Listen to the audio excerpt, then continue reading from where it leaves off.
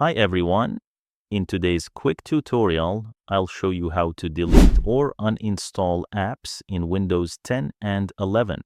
First, click on the search bar and type the name of the app you want to delete. When it appears, right-click on it and select Uninstall. A new window will open. Find the app again in the list, click on it, and then click Uninstall. Confirm the process if prompted. You can also go to Settings greater than Apps greater than Installed Apps. Scroll through the list or search for the app, then click the three dots next to it and choose Uninstall. And that's it. You've successfully removed an app in Windows 10 and 11. If you found this video helpful, don't forget to like and subscribe for more quick tutorials. Thanks for watching.